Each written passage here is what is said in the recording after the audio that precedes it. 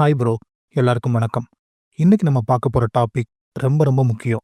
Have do you view yourself? இந்த உலகத்துல இருக்கிற எல்லாத்த பத்தியும் உங்களுக்கு எல்லாம் தெரிஞ்சிருந்தாலும், உங்களுக்கு உங்கள பத்தி முழுசா தெரியுமா? அப்படின்றது தான் முக்கியமான கேள்வி. இது எந்த அளவுக்கு முக்கியம் அப்படின்னா, அடுத்தவங்க நம்மள பத்தி என்ன நினைக்கிறாங்க அப்படின்றத விட, நம்ம நம்மள பத்தி என்ன நினைக்கிறோம் அப்படின்றது ரொம்ப ரொம்ப முக்கியம். நீங்க லைஃப்ல மிகப்பெரிய இலக்குகள சாதிக்கணும் அப்படின்னா, உங்கள பத்தி முழுமையா தெரிஞ்சுக்கிறது அவசியம். உங்களுடைய தாட்ஸ், ஃபீலிங்ஸ், ஸ்ட்ரென்த் அண்ட் வீக்னஸ்ன்னு எந்த அளவுக்கு உங்கள பத்தி தெரிஞ்சு வச்சிருக்கீங்கன்றது ரொம்ப ரொம்ப அவசியம். நம்ம எவ்வளோ ஒர்க் ஷாப் அட்டெண்ட் பண்ணாலும், எவ்வளோ புக்ஸ் படிச்சாலும், அது நம்முடைய நாலேஜ வளர்க்குமே தவிர, நமக்கு வெற்றிக்கான ஞானத்த குடுக்குமான்றது சந்தேகம் தான். ஏன்னா, இது எந்த விதத்திலயும் உங்கள நீங்க பார்க்குற முறையில எந்த ஒரு மாற்றத்தையும் ஏற்படுத்தாது. மிக முக்கியமா, உங்க செல்ஃப் இமேஜ முழுசா தெரிஞ்சு, அதோட குறைகள நீங்க சரி செய்யல அப்படின்னா, உங்களுடைய இலக்குகள நீங்க அடையிறது ரொம்ப சிரமம். வெளி உலகம் எப்படி இருந்தாலும், உங்கள பத்தி அடுத்த நபர்கள் என்ன நினைச்சாலும், அவங்கள உங்களால மாற்ற முடியாது. அப்படி மாற்ற முயற்சி செய்கிறது அப்படின்றது, உங்கள மாத்திக்காம கண்ணாடியில தெரியிற உங்க பிம்பத்த மாத்த முயற்சி செய்ற மாதிரி. அது யாராலயும் முடியாத காரியம். ஸோ, வெளிய நம்ம எவ்வளவுதான் முயற்சி செஞ்சாலும், உள்ள இருக்கக்கூடிய அந்த செல்ஃப் இமேஜ் மாறாம எதுவுமே மாறாது.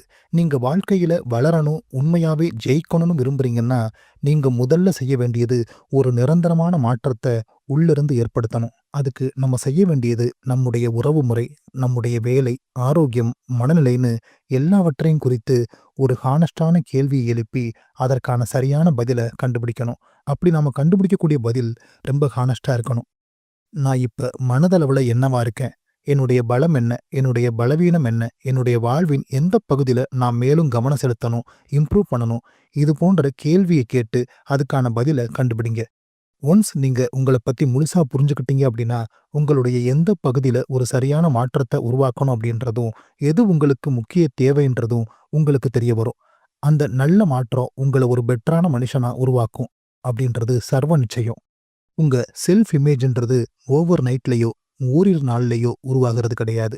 நீங்க பிறந்ததிலிருந்து இந்த நொடி வரைக்கும் உங்களுடைய எண்ணங்கள், நம்பிக்கை, உணர்வுகள்னு எல்லாவற்றையும் அடிப்படையா வச்சு தான் அது உருவாக்கப்படுது. உங்களுடைய குழந்தை பருவ அனுபவம், உங்கள பத்தி அடுத்தவங்க என்ன சொன்னாங்க, உங்களுடைய வெற்றி தோல்வி, அத நீங்க எப்படி எடுத்துக்கிட்டீங்க, இது எல்லாத்தையும் பொறுத்து தான் அது அமைக்கப்படுது. உங்களுடைய செல்ஃப் இமேஜ் ஆனது நேர்மறையா இருக்குன்னா ரொம்ப சந்தோஷம். அது ஒருவேளை எதிர்மறையான கண்ணோட்டத்துல இருந்துச்சுன்னா, உங்க வெற்றிய கேள்விக்குறியா ஆக்குறதோட மட்டுமில்லாம, உங்களுடைய அடிப்படை வாழ்க்கைய வாழ்றதுலயே நீங்க மிகப்பெரிய சிரமங்கள எதிர்கொள்ள வேண்டிய சூழல அது உருவாக்கும். இப்ப உதாரணத்துக்கு ஒரு குறிப்பிட்ட வேலைக்கோ, இல்ல ஒரு குறிப்பிட்ட இலக்க அடையறதுக்கோ உங்களுக்கு போதுமான தகுதி இல்லைன்னு நீங்க நம்புறீங்க அப்படின்னா, 1 அதற்கான சந்தர்ப்பத்த நீங்க கவர மாட்டீங்க. 2 அப்படி ஒரு சந்தர்ப்பம் கிடைச்சாலும், அதுக்கு போதுமான முயற்சிய நீங்க மேற்கொள்ள மாட்டீங்க. ஏன்னா, நீங்க ஆல்ரெடி நம்புறீங்க, அந்த வேலைக்கான தகுதி உங்களுக்கு இல்ல அப்படின்னு. ஒருவேளை உண்மையாவே அதுக்கான தகுதி இல்லைன்னா, அத வளர்த்துக்கிறதுக்கான முயற்சியில இறங்கணும். ஆனா, அடிப்படை தேவை, இது என்னால முடியுன்ற தீவிரமான, அதிதீவிரமான நம்பிக்கை மட்டும்தான். ஸோ, உங்க செல்ஃப் இமேஜ இம்ப்ரூவ் பண்றது தான் உங்க வாழ்க்கைய உயர்த்துறதுக்கான முதல் படி. சரி, செல்ஃப் இமேஜ மாத்துறதுக்கான முக்கியமான வழிகள் என்னென்ன? முதல்ல உங்களுக்கு நீங்களே நல்ல வார்த்தைகள, நல்ல சொற்கள, கனிவான வார்த்தைகள பயன்படுத்துங்க. ஒரு ஜோக்குக்காக கூட உங்கள பத்தி தவறா சொல்லாதீங்க. நீங்க அடையிற சின்ன சின்ன வெற்றிகள கூட கொண்டாடுங்க. உங்கள நீங்களே அப்ரிஷியேட் பண்ணுங்க. அடுத்தவங்க பண்ணுவாங்கன்னு எதிர்பார்க்காதீங்க. மனுஷன் தவறு செய்யறது இயல்புதான். சோ உங்க தவறுல இருந்து நல்ல பாடத்த கத்துக்குங்க. அடுத்த முறை அதே தவறு நடக்காம இருக்க அது வழிவகுக்கும். இங்கதான் நம்ம ஒரு முக்கியமான விஷயத்த நோட் பண்ணணும். உங்க வாழ்க்கையில ஒரே மாதிரியான தவறுகளும், தோல்விகளும் திரும்ப திரும்ப வருதுன்னா, அதிலிருந்து ஒரு நல்ல பாடத்த நீங்க கத்துக்கலைன்னு அர்த்தம். இந்த பிரபஞ்சத்த பொறுத்த அளவுல, நீங்க ஒரு விஷயத்த கத்துக்கிற வரைக்கும் அது உங்கள விடாது. நீங்க ஒன்ஸ் கத்துக்கிட்டாதான் அது அடுத்த பாடத்த ஆரம்பிக்கும்.